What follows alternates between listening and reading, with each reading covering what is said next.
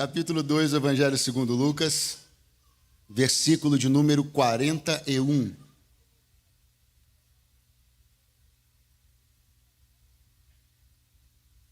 Está escrito assim: ora, todos os anos iam seus pais a Jerusalém, à festa da Páscoa. E tendo já ele 12 anos, subiram a Jerusalém, segundo o costume do dia da festa. E regressando eles, terminados aqueles dias, ficou o menino Jesus em Jerusalém e não o souberam seus pais. Pensando, porém, eles que viria de companhia pelo caminho, andaram o caminho de um dia e procuravam-no entre os parentes e conhecidos. E como o não encontrassem, voltaram a Jerusalém em busca dele. Aconteceu que, passados 3 dias, o acharam no templo, assentado no meio dos doutores, ouvindo-os e interrogando-os. Quantos podem dizer amém? Podem sentar-se, por favor.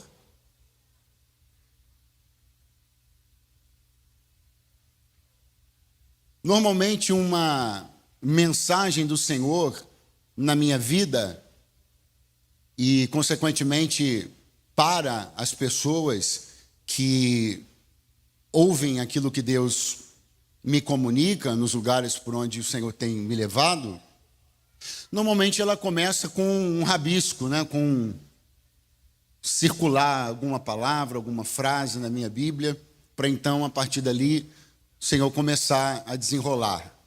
Nesse caso aqui, eu me lembro bem, e o círculo está bem aqui, no verso 41, na frase todos os anos. Eu queria que você repetisse comigo, todos os anos. Foi fraquinho demais, vamos lá, de novo, todos os anos. Foi dessa expressão e daquilo que ela traz, daquilo que ela comunica, que é uma rotina que se repete. O que o evangelista Lucas está contando para nós é que uma rotina se repetia na vida de uma família todos os anos.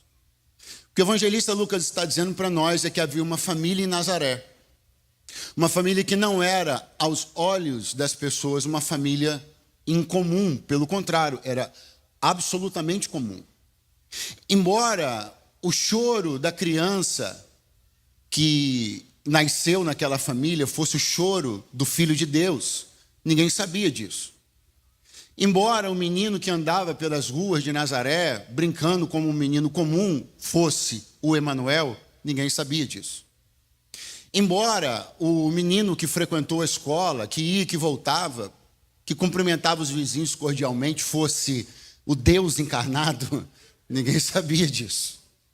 Então, durante todos os anos, uma família aparentemente comum em Nazaré fez um exercício comum. Um exercício, até porque não dizer, quase que obrigatório. Afinal, todo judeu comparecia pelo menos 3 vezes por ano a Jerusalém, nas 3 principais festas do calendário judaico. Uma delas, então, essa é imperdível, a Páscoa. Então, a família de Nazaré se reunia 3 vezes por ano, e uma vez em particular, todos os anos, repetidamente, para ir a Jerusalém à festa da Páscoa. Eu estou falando da família de José, Maria e Jesus. Diga comigo, José, Maria e Jesus. Lucas vai dizer que eles fizeram isso todos os anos. Fizeram isso no ano 1, no ano 2, no ano 3, no ano 4. Quando Jesus tinha 5 anos, eles fizeram isso. Fizeram isso quando Jesus tinha 6, fizeram quando Jesus tinha 7, quando Jesus tinha 8. A mesma coisa. Ou seja, como uma família que se arruma para viajar, e tem muita gente aqui que chegou de viagem aqui em Orlando recentemente, está com essa memória bem fresca. Então você arruma uma coisa, pergunta outra, confere se os seus filhos que já fazem alguma coisa de mala estão levando aquilo certinho. Minha esposa perguntou sobre o meu passaporte 47 vezes se eu tinha colocado na mochila. Aleluia, glória a Deus, Então, essas coisas são normais. Então, essa família, durante 11 anos, fez a mesma coisa. Elas chegavam em Jerusalém e a festa tinha um calendário. Grava essa palavra, calendário. E o calendário dizia exatamente o dia que ela terminava e exatamente o dia que ela começava e exatamente o dia que ela terminava. Fora também dizer o que acontece no período entre o seu início e o seu final. Então, a família chegava junta. E quando o calendário dizia que a festa havia acabado, a família saía. Quando eu faço assim com o microfone, normalmente é você. A família saía junta, chegou junto, saía, vamos de novo, chegou e saía por 11 anos. Eles chegaram juntos e saíram juntos. Por 11 anos, todos os anos, as coisas aconteceram basicamente do mesmo jeito. Agora, deixa eu dizer uma coisa para você. A nossa querida irmã Maria, penso que ela tinha uma grande inquietação, uma grande dúvida. Quando? Quando o menino agirá mais como Deus do que como menino? Quando ele tomará algum tipo de atitude, algum tipo de comportamento, que diga mais respeito ao fato dele ser filho do Deus Altíssimo do que ser filho dela com o José. Quando ele será, quando ele se tornará, quando ele se revelará, quando ele se demonstrará Deus autônomo, aquele que faz e não pergunta, aquele que realiza e não consulta, quando ele tomará uma atitude que dirá mais respeito à sua divindade do que à sua humanidade? Essa era uma dúvida que Maria tinha, porque ela ouviu claramente as palavras do anjo Gabriel dizendo que o menino não era comum, a gravidez era do Espírito Santo, o Altíssimo iria envolvê-lo, o menino era Emanuel, Deus conosco, era o Deus em carne, ela sabia. Só que durante 11 anos não aconteceu nada, durante 11 anos eles chegavam juntos, saíam juntos, durante 11 anos era ela que fazia a mala dele, durante 11 anos era ela que dizia para ele a hora que ele tinha que sair. Mas no 12º ano, ele foi mais Deus do que menino.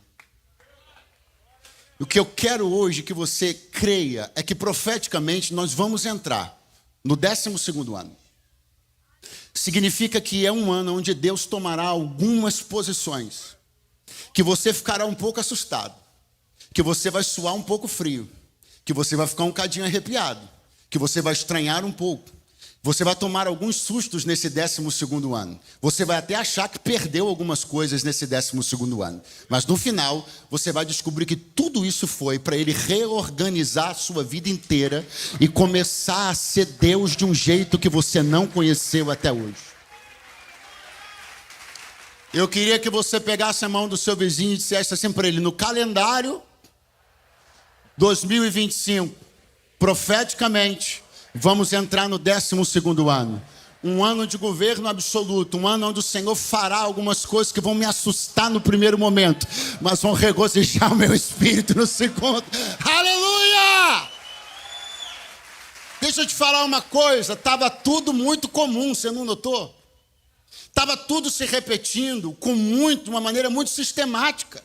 Durante 11 anos, essa família seguiu uma rotina que se repetia. E tem horas que, se a rotina continuar se repetindo, a relação não evolui. Tem horas que, se a rotina continuar massacrando a relação, ela se engessa. E não pense que isso é só sobre casamento, isso é sobre você e Jesus também. É por isso que ele me trouxe para dizer: nos últimos anos, algumas coisas aconteceram de um jeito que você parecia estar no controle. Elas foram muito programadas, elas foram muito previsíveis. É por isso que eu te aprontei uma surpresa no 12º ano. Vão apagar as luzes da festa, você vai achar que acabou, mas eu vou dizer: não acabou ainda. E você vai me enxergar num lugar que você não tinha me enxergado. Você vai descobrir que eu não sou apenas um nome no seu chaveiro e nem no adesivo do seu carro. Eu sou Senhor e vou começar a tomar esse lugar. E aí, no 12º ano, foi a família para a festa. E de repente, o calendário, o mesmo calendário que dizia que a festa tinha que começar no dia X, também dizia que a festa tinha que terminar no dia Y. E durante os últimos 11 anos, a família chegou junta e saiu. Então, na cabeça de Maria e José, vai ser como sempre foi. Na cabeça de Moisés, no dia que ele subiu para cuidar das ovelhas do seu sogro Jetro, ele também achou que seria como sempre foi. Só que aquele dia a sarça pegou fogo e não se consumia. Eu quero te dar uma notícia: você que saiu de casa hoje achando que esse domingo seria como sempre foi, não vai ser não. Tem uma sarça que vai arder e não vai se consumir. Tem uma quebra de rotina. Tem uma emoção diferente. Tem um toque de Deus poderoso. Pastor, isso é porque o senhor está aqui hoje? Ai de mim que vou perecendo. Que nada. Isso é porque estava no calendário de Deus fazer uma coisa nova no nosso meio hoje aqui. Então, quando a festa acabou, está escrito desse jeito: terminada a festa. Diga comigo: terminada a festa. Mas o que é que dizia que a festa tinha terminado? O calendário. Só que eles obedeceram o calendário que dizia a festa terminou, então é hora de juntar as coisas e voltar para casa. Só que sem que eles soubessem, Jesus resolveu ficar. Porque naquele dia aconteceu uma coisa que eles iriam começar a se acostumar. Quem faz o calendário a partir de agora é Ele. Então quando é que termina? Quando Ele disser que terminou. E quando é que começa? Quando Ele disser que começou. E quando é que pausa? Quando Ele disser que é a hora de pausar. Naquele dia aconteceu uma coisa com aquela família que eu profetizo que vai acontecer com você também. Você vai reorganizar e reordenar todos os seus padrões e todas as suas referências. Acabava quando o médico dizia que acabou, mas a partir de agora você vai entender que só acaba quando Deus disser que acabou. Você startava um projeto quando aquele seu guru dizia, está na hora de startar. Só que agora você só vai começar quando Deus disser que é para você começar. E alguém que é escravo desses regimes, alguém que é escravo desses calendários, alguém que é escravo desse sistema, vai dizer que você ficou louco, mas essa vai ser a melhor notícia que você pode receber. Porque quando alguém aqui na terra achar que você pirou, significa que você está no centro da vontade de Deus. Todo mundo dizia, o calendário dizia, os levitas diziam, os sacerdotes diziam, acabou, a festa terminou. Só que Jesus decidiu ficar. E simplesmente eu não posso julgar que uma coisa terminou enquanto Ele ainda está nela. Eu também não posso julgar que uma coisa começou enquanto Ele não chegar. É isso que eu quero que você entenda. Tudo converge para Ele. Tudo diz respeito a Ele. Escute o que eu estou dizendo. Você vai ver luzes apagarem. Você vai ver garçons começarem a se movimentar. Só que Ele estará sentado à mesa ainda. Então não se levante. Você verá gente jogando a toalha. Você verá gente dizendo, é hora de sair. Mas se Ele estiver sentado, pelo amor de Deus, não se mexa. Você vai ver gente começando no efeito manada. Sabe efeito manada? Todo mundo indo numa mesma direção. Aí você vai chegar a querer levantar da cadeira. Mas quando você olhar do outro lado da mesa, Ele está sentado ainda. Deixa a manada aí. E pelo amor de Deus, continue no mesmo lugar. Aí seu telefone vai tocar e seus amigos vão dizer, cara, todo mundo já saiu. Por que você não saiu? Aí seus familiares vão dizer, pelo amor de Deus, saia. Você vai dizer, eu não posso, porque Ele está aqui ainda. Enquanto Ele está aqui, eu não me ausento daqui.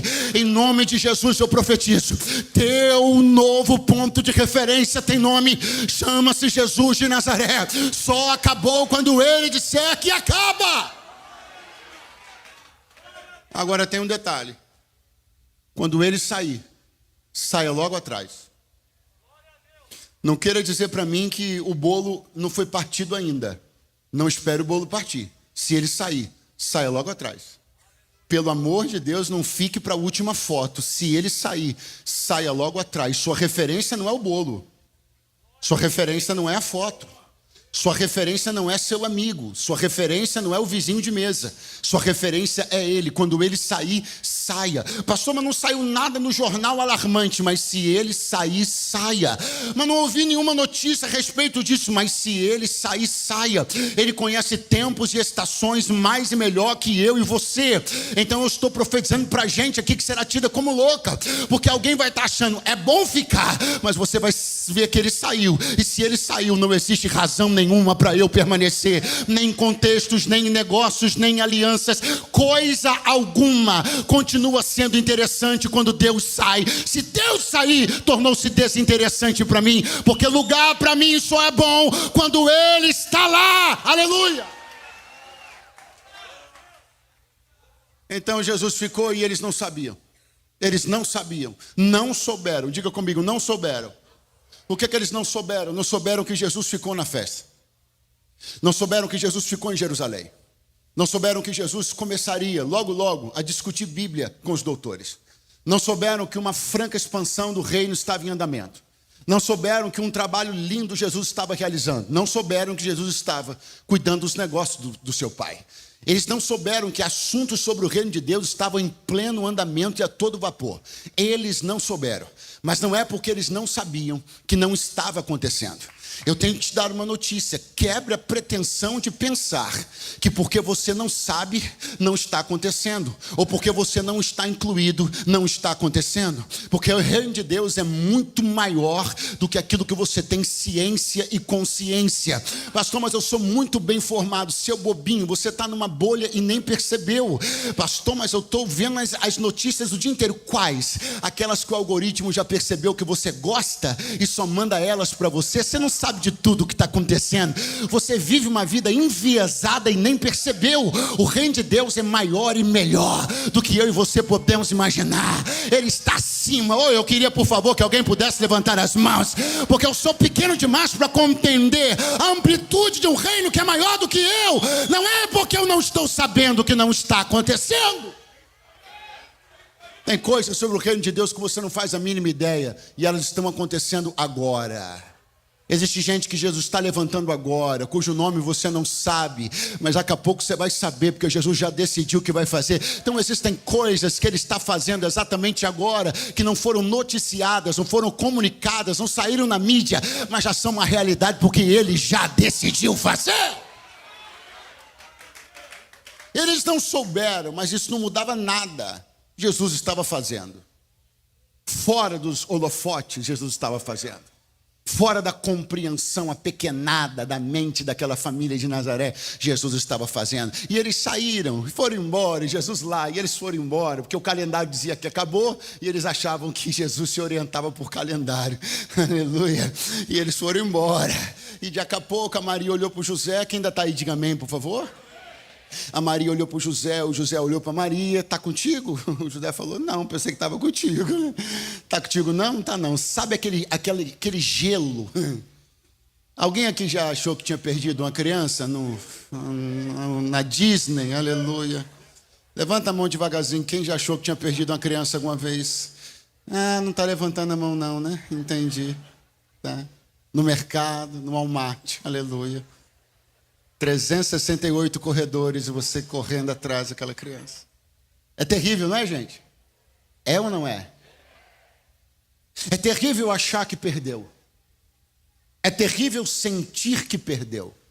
E não é só criança. É negócio, é casamento, é ministério. O que Jesus está fazendo na vida dessa família é provocar neles uma sensação que vai ser ruim, mas vai reorganizar tudo. Uma sensação que vai ser muito desesperadora, mas vai começar a reordenar os padrões daquela família. Porque quando você passa por alguns sustos, a sua vida não é mais a mesma, porque seu nível de alerta sobe, seu nível de vigilância se estabiliza. Você não era observador sobre umas coisas, mas passa a ser depois que passa alguns sustos. Deus me trouxe para dizer, não foi por acaso que você suou um pouco frio, que as mãos ficaram meio geladas durante esse ano. Mas se você perceber, você está encerrando esse ano mais prudente do que começou. Você está encerrando esse ano vigiando mais com a sua boca do que começou. Você percebeu que as pessoas não são exatamente como você pensava. Você percebeu que precisa vigiar um pouco mais com seus confidentes. Você percebeu que precisa ser mais prudente em áreas que você não estava sendo. O susto fez com que você pensasse que estava tudo perdido, mas ele elevou seus níveis de vigilância e alerta. Você está terminando mais prudente do que começou. Os sustos reorganizam nosso senso de prudência. Os sustos nos colocam num nível de alerta diferente. Os sustos nos dão mais vigilância com aquilo que falamos, como nos comportamos.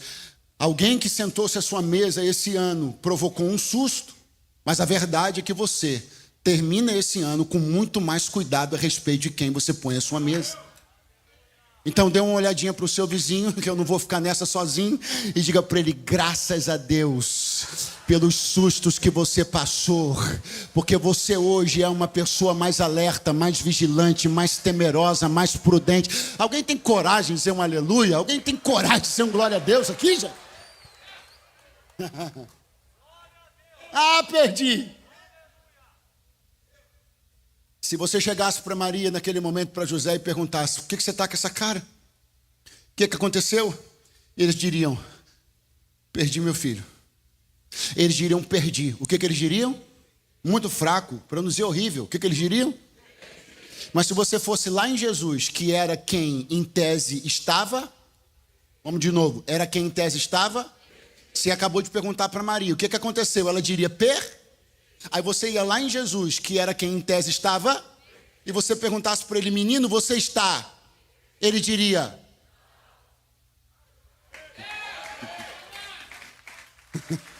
Pastor, onde você quer chegar? Já cheguei. Existe uma diferença enorme entre a forma que você está se sentindo e a forma como as coisas realmente são.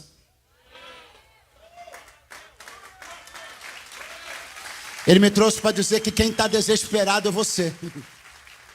Ele me trouxe para dizer, não reflita em mim os seus sentimentos. Ele me trouxe para dizer, não pense que eu sou você.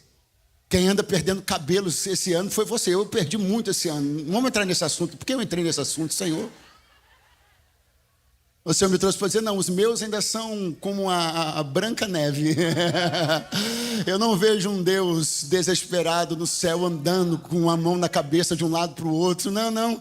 Ele me trouxe para dizer, você está se sentindo de uma maneira que diz respeito à sua humanidade. Por que você não consulta a minha divindade para se sentir melhor?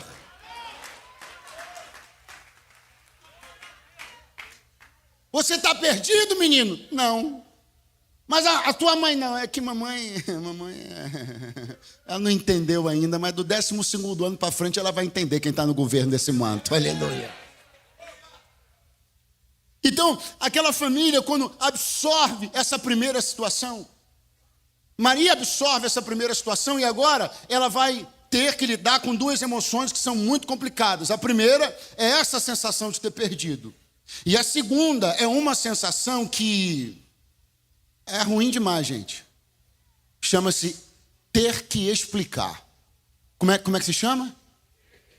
Porque eu vim dizer uma coisa para alguém aqui. Você não sabe o que está sendo mais difícil. O que você acha que perdeu ou como você está tendo que... Porque ter que explicar o que aconteceu nos vulnerabiliza, posição que ele não queria estar. Quem é a mãe que se sentiria à vontade de dizer que perdeu o próprio filho numa festa? Existe um constrangimento inerente às nossas questões.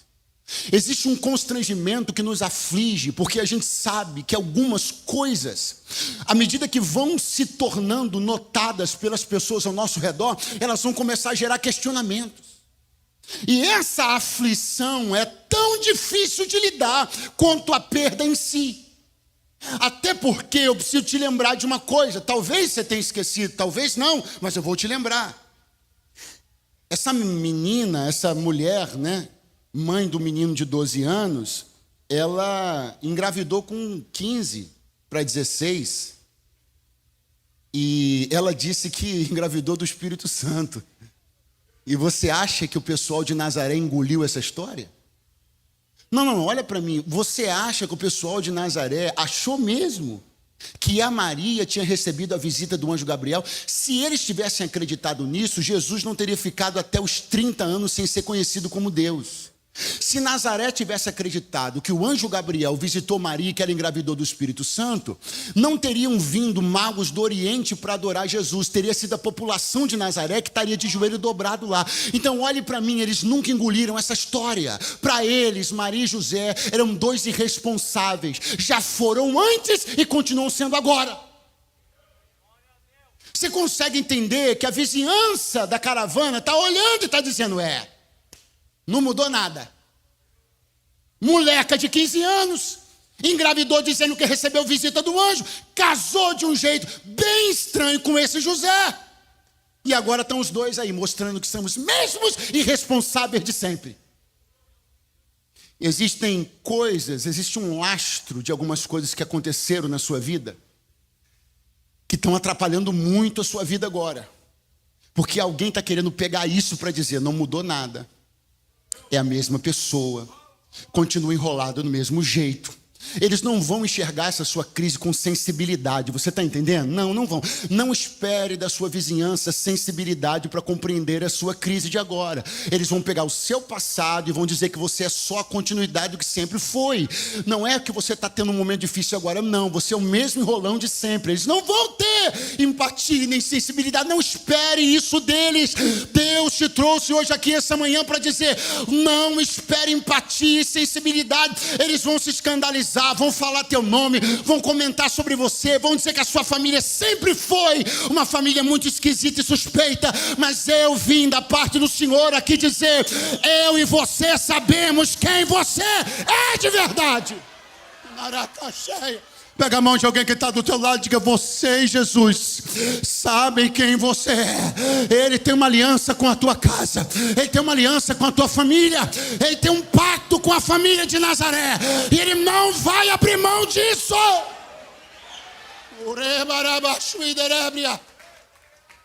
Aí, a Maria agora, como é que explica?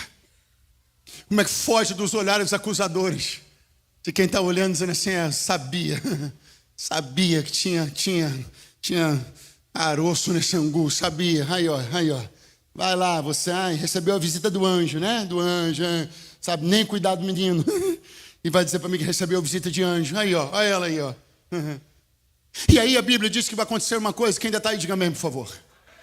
Uma coisa vai começar a acontecer, e é uma coisa que me espantou bastante o desfecho, porque Maria e José vão começar a procurar Jesus entre os parentes, entre os conhecidos. Então olhe para mim, de onde eles tiraram essa ideia? Da rotina anterior. Então é óbvio que Jesus, nos anos anteriores, costumava em algum momento andar com algumas pessoas da caravana. Vou repetir. Jesus costumava em algum momento andar com algumas pessoas da caravana, porque eles vão e dizem assim: ele deve estar com alguém da caravana. Por quê? Porque ele costuma fazer isso. Então vamos lá, aonde? Vamos lá no padeiro, porque ano passado eu lembro que ele ficou conversando com o padeiro metade da viagem. Ele adora conversar com o padeiro, vamos lá. Não está com o padeiro. Não, mas eu já sei, tem um pessoal ali de uma família que Jesus sempre gostou de ficar com eles, pessoal, gente boa.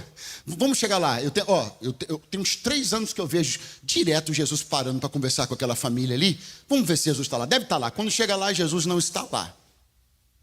Então eles vão começando a abordar pessoas com quem Jesus andou nos anos anteriores, para descobrir uma coisa que eu só vou dizer se você perguntar qual. O fato dele ter andado com algumas pessoas nos anos anteriores não significa que ele vai andar esse ano.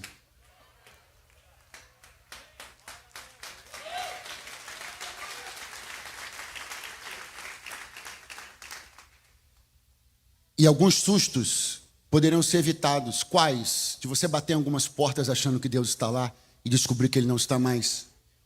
Esses sustos poderiam ter sido evitados se você simplesmente tivesse se atualizado no céu. Só que a gente não se atualiza, a gente se orienta por retrospecto. A gente pensa: nos últimos anos, Jesus andou com fulano. Nos últimos anos, Jesus andou com Beltrano. E aí, com base nesse retrospecto, eu não estou querendo olhar o que está acontecendo agora. Com base nesse retrospecto, eu penso que Deus tem um contrato vitalício assinado com algumas pessoas e não tem.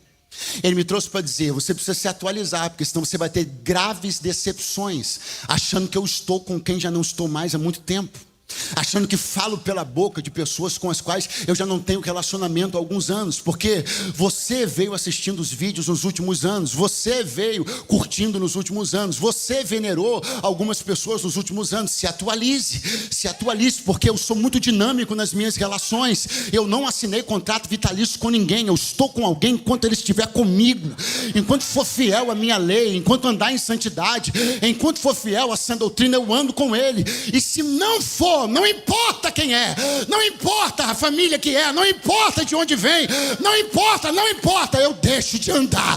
Eu quero dar um glória a Deus, porque eu sinto que estou andando hoje com quem já anda com Deus há um tempo.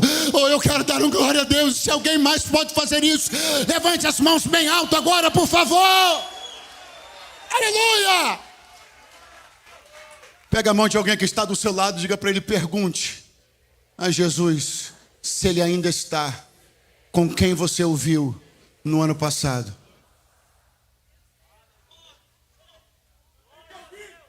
Porque eu sou um pregador, então eu vou chamar para mim. Pode ser que Deus não esteja mais falando pela boca do pregador que você gosta de ouvir. Pode ser que tudo que ele tenha são os streamings que passaram. Pode ser que Deus não fale mais pela boca dele hoje. Isso é sério.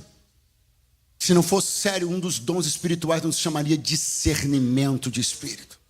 Você precisa discernir com quem Deus anda e com quem Deus não anda. Você precisa discernir quem tem a companhia de Deus e quem apenas só tem Deus como um assunto para ser tratado. Você precisa discernir quem tem o Espírito de Deus e a quem só sobrou a teologia. Você precisa discernir quem é profeta de Deus e quem só está de olho na recompensa. Você precisa disso. Atualize-se. A sua casa precisa, a segurança da sua família precisa disso. A sua salvação precisa disso. Você precisa não ser enganado. Está aqui, não está, está lá, não está, nisso passou um dia. Quanto tempo passou? E um dia é muito tempo numa situação como essa. Significa que você está perdendo muito tempo para resolver uma questão importante, porque está pensando que Deus está com quem Ele não está mais. E tempo é uma coisa que você não está de sobra. Então, por favor, para de perder tempo procurando Deus onde Ele não está.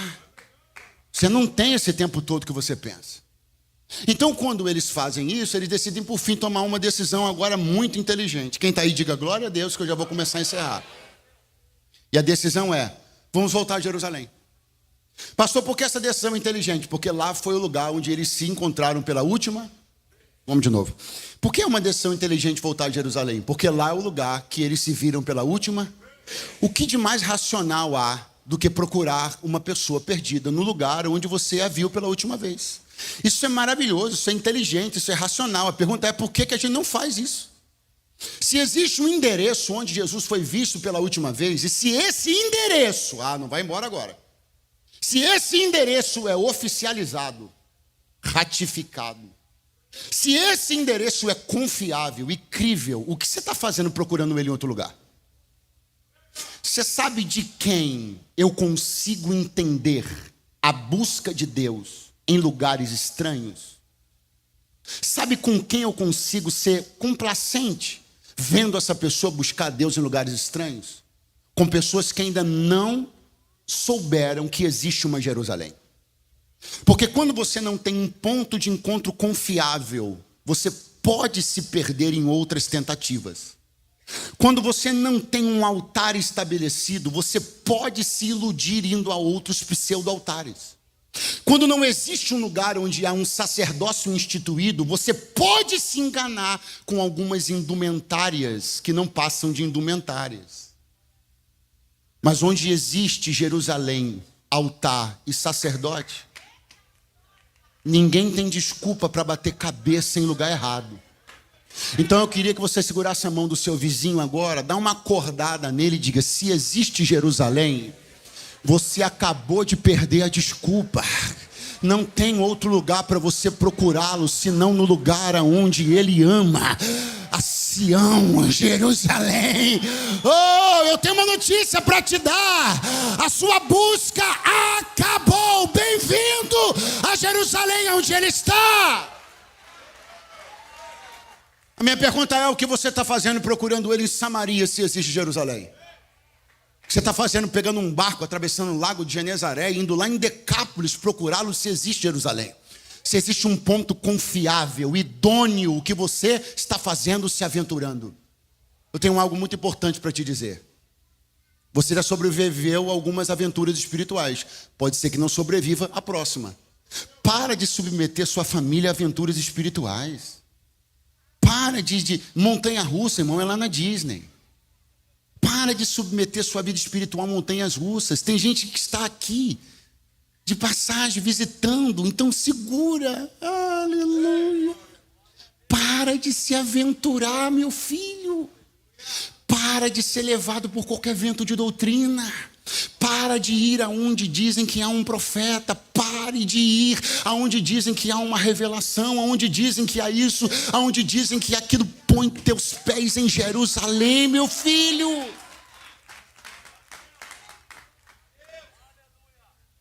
Pastor, o que é que vai acontecer? O que está escrito aqui, ó. Eu vou encerrar aqui com o que está escrito aqui. Olha para cá.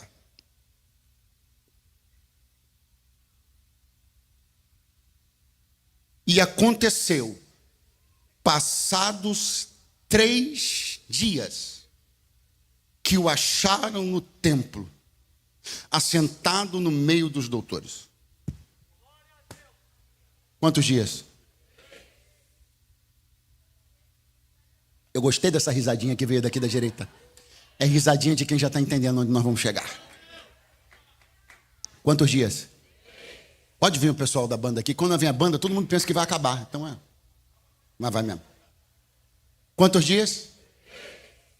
Do momento aonde o susto bateu, o pânico se instaurou, e aquela certeza dolorosa de que havia o perdido se estabeleceu, até o momento onde eles acham Jesus no templo, passaram-se. Não, eu preciso de mais ânimo. Passaram-se. Preciso de mais empolgação. Passaram-se. Então olha só, eu vou fazer algumas perguntas daqui. Você vai responder sempre dessa forma que você respondeu.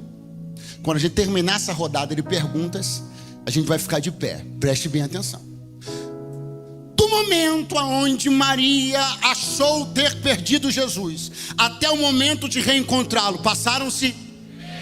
Quanto tempo Maria ficou sem olhar os olhos de Jesus? Quanto tempo ela ficou sem abraçá-lo? Quanto tempo ela ficou sem saber exatamente o que estava acontecendo com ele? Quanto tempo ela ficou sem saber se ele estava bem, comendo, bebendo, dormindo ou vestindo? Quanto tempo?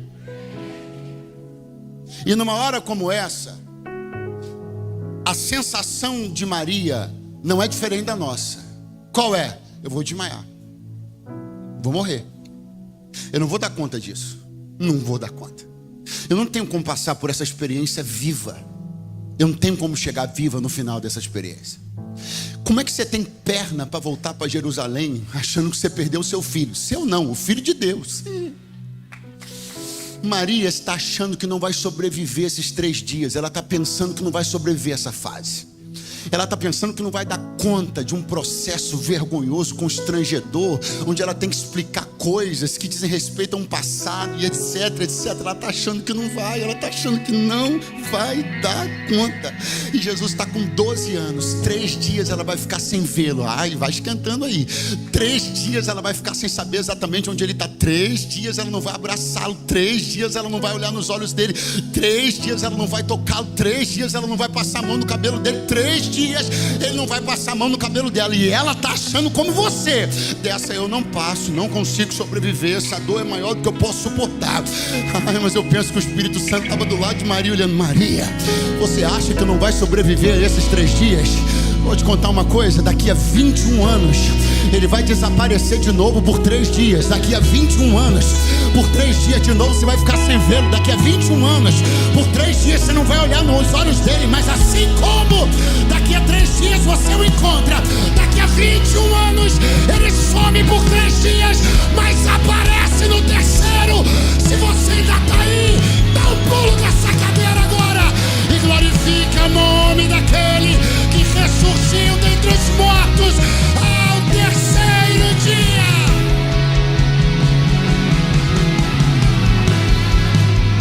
Olha para mim. Olha para mim. Você está achando que não vai passar pelo que está acontecendo agora, mas Deus me trouxe para te dizer: não só você vai passar por essa, como ainda estão vindo outras maiores. E você vai vencer. Quem poderia dizer que a Maria, jovem, mãe do menino de 12 anos, que está achando que vai morrer porque perdeu o filho por 3 dias, suportaria como uma senhora vê-lo ser preso, maltratado, chicoteado, cuspido e enterrado por 3 dias sem tocá-lo de novo, 3 dias sem abraçá-lo de novo? Mas o coração da irmã Maria veio sendo treinado pelo Espírito Santo há 21 anos. Eu tenho uma palavra de Deus para te dar. Você não percebeu, mas Deus sempre treinou o teu coração para o desafio que você está passando agora. Você não percebeu, mas Ele sempre treinou o seu coração.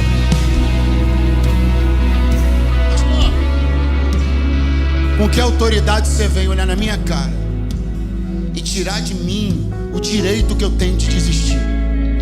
Eu tenho direito de não acreditar. Não tire esse direito, pois vou arrancar ele de você agora. Sabe por que você não tem direito de desistir? Porque Deus já vem treinando o teu coração para esse momento há muito tempo. Dá essa notícia para o seu vizinho e diga: Deus já está treinando o seu coração para esse momento há muito tempo. Você não foi escolhido porque era bonitinho. Você foi escolhido porque Ele viu resistência em você. Você não foi escolhido porque era engraçadinho. Você foi escolhido porque Ele viu um homem. Ele viu uma mulher forte em você. Ele sabia que você daria conta. E é por isso que, se eu fosse você, eu estava de mãos levantadas. Porque vem aí o tempo do reencontro. Vem aí a hora de cantar o hino da vitória. Vem aí.